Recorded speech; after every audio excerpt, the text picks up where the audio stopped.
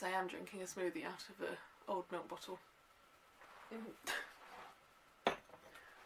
What of it?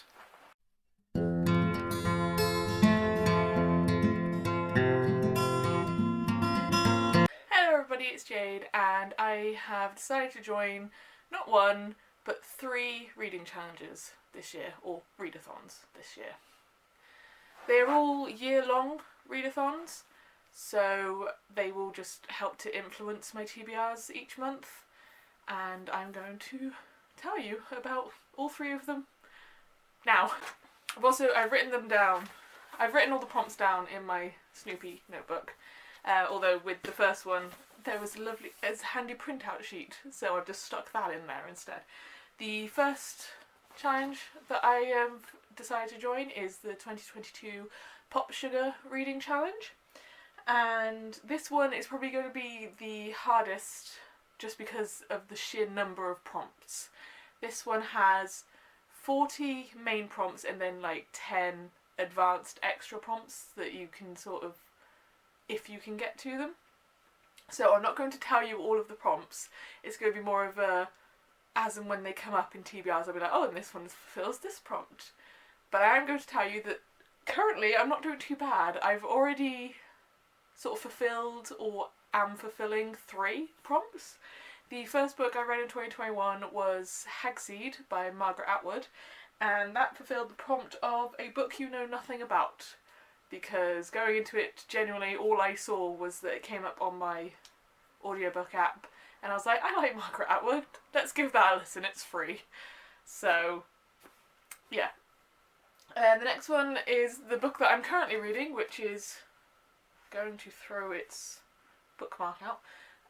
Invisible Girl by Jewell, and this one fulfills the prompt of a different book by an author you read in 2021. I read The Family Upstairs in 2021 by Jewell, so that fulfills that prompt.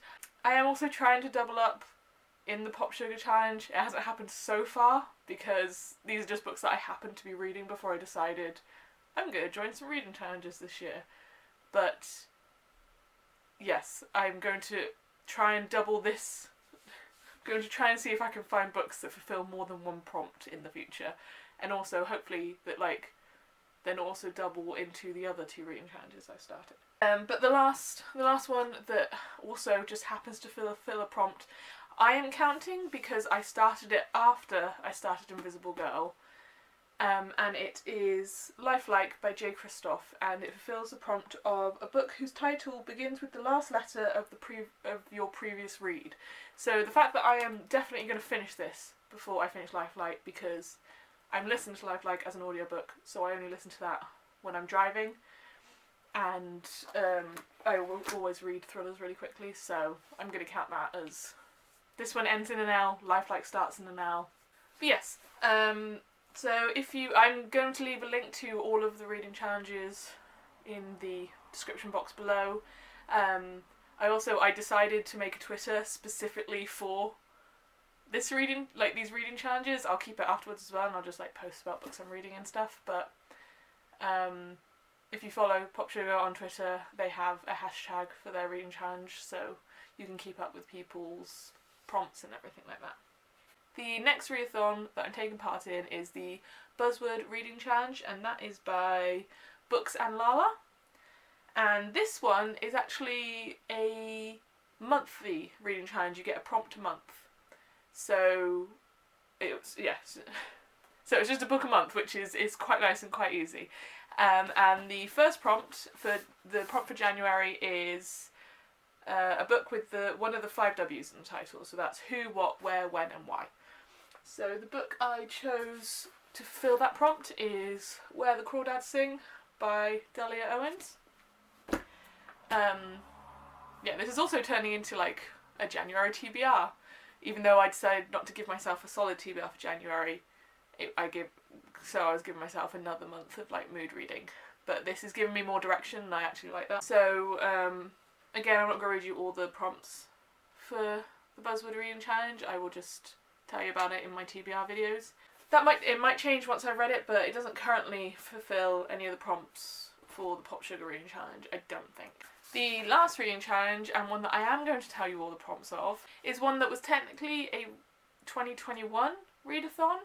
So it's not, I don't think it's actually happening this year, but I saw it and was like, actually I want to give that a go this year because I want to read more classics and this is a good way to do that. And that is the Back to the Classics challenge by Books and Chocolate. This is a 12 prompt challenge as well, so it could technically be a book a month. But what I'm going to do is I'm going to select my books now, all 12 of them, and that way, because I'm selecting them in like a stack, I can hopefully do it so that maybe it will match other prompts. Possibly in the Buzzword reading challenge, like if I can match the classic of that month to the Buzzword challenge of that month.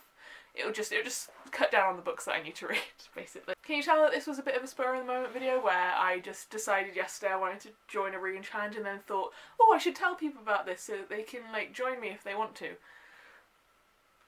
But anyway, we'll keep that. So my classics shelves are actually these two behind me, the bottom shelf and this shelf here. I do also have a bunch of new classics on my haul pile. There are a few extra rules for the Back to the Classics challenge in that you can't double up on your prompts and you can't read anything that is less than 50 years old. Otherwise it doesn't really count as a classic.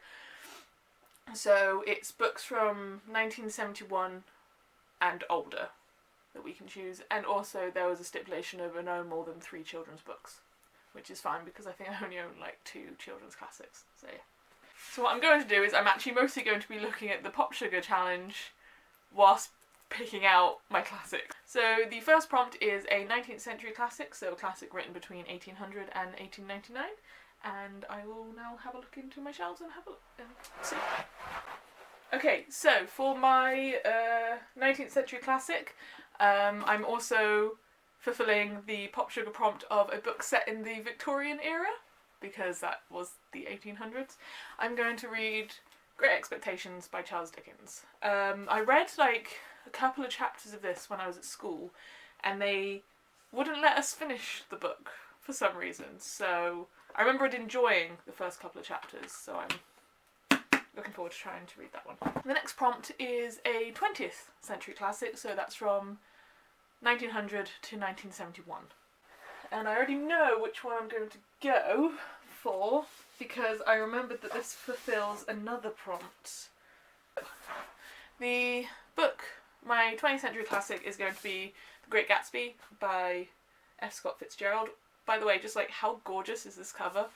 Another book that I've never read, but this fulfills the prompt of a book that includes a party, because I know for a fact that J. Gatsby threw many, many parties in this book. Prompt number 3 is a classic by a female author. And I'm going to go with...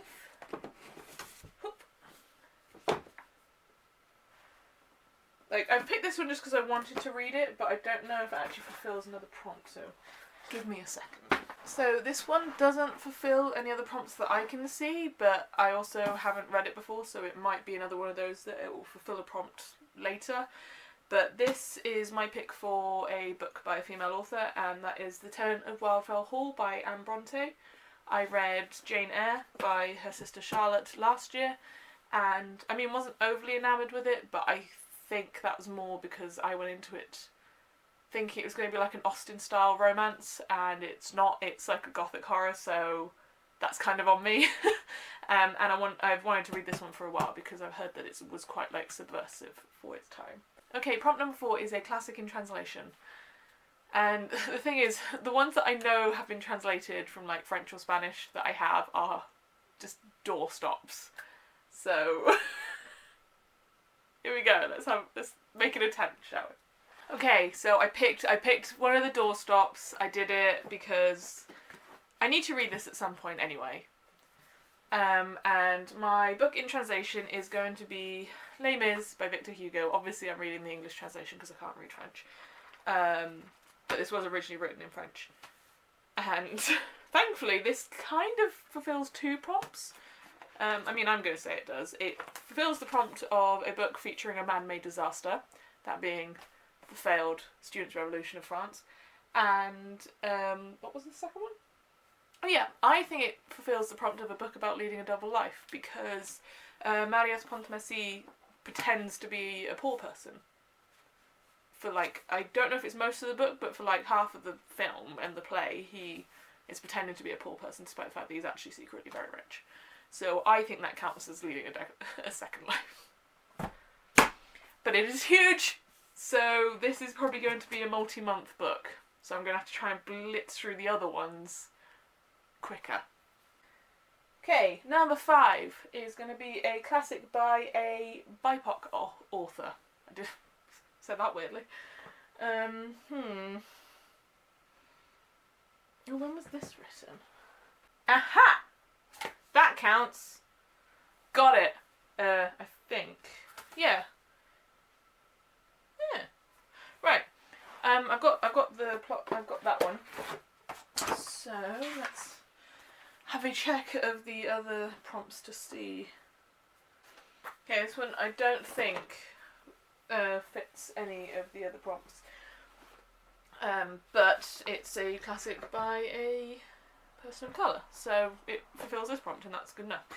So the one I'm picking for that is 12 Years a Slave by Solomon Northup. And, I mean, it's a autobiography, semi-autobiographical. Yeah, it's an autobiography. About... I haven't gone into details about any of these, so I won't go into details about that. I mean, it is possible that this could fulfill the prompt of a book that can be read in one sitting, but until I've attempted to read it, like, I can't. Okay, prompt number 6 is a classic by a new-to-you author. The classic I am choosing by a new-to-me author is The Time Machine by H.G. Wells, and judging from the size of it, I'm going to count this probably as the book you can read in one sitting. When I bought it, obviously when I bought it I saw it, but before I bought it I didn't realise it was quite so short.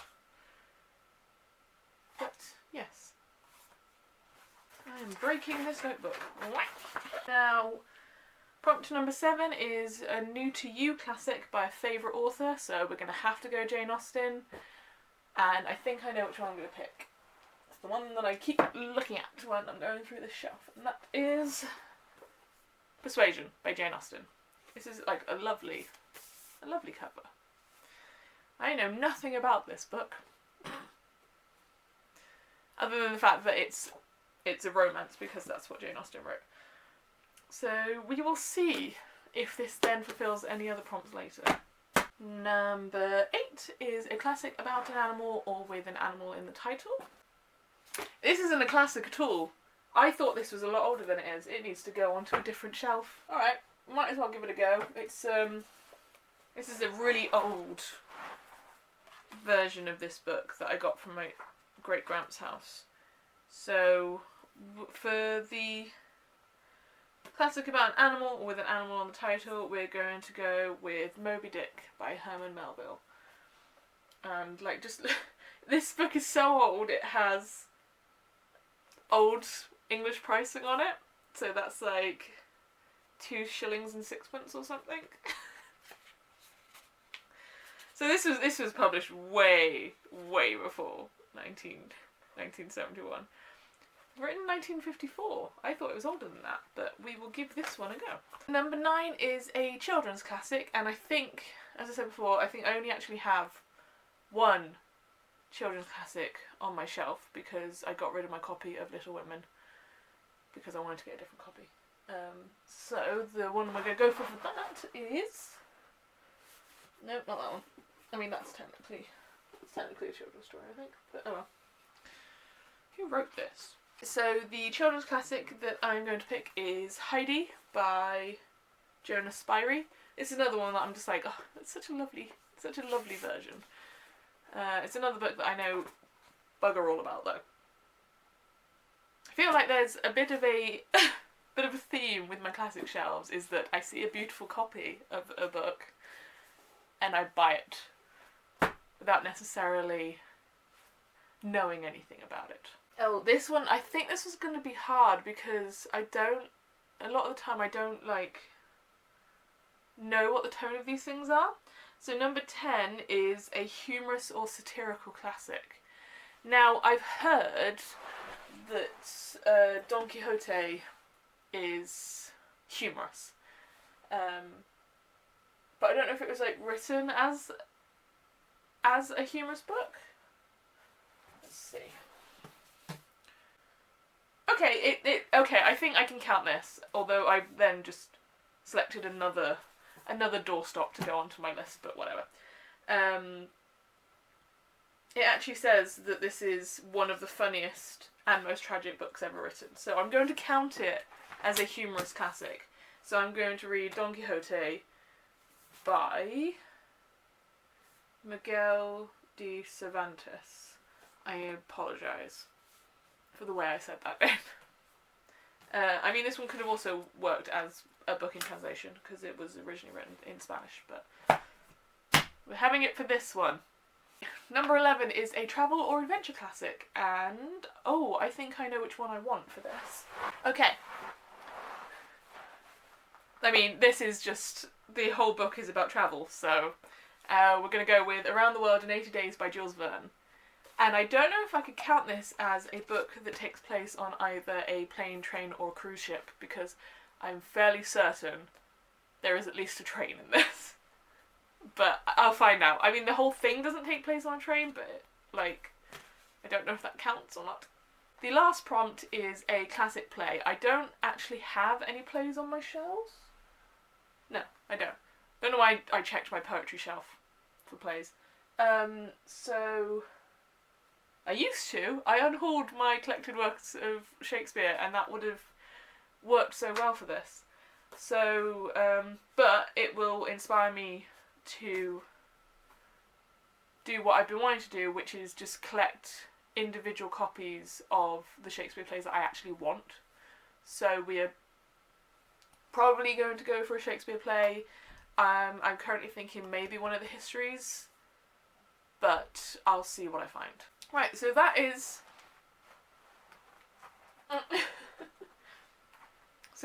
my stack of classics, which is going to fall on me in a second. Oh god, let's put it down.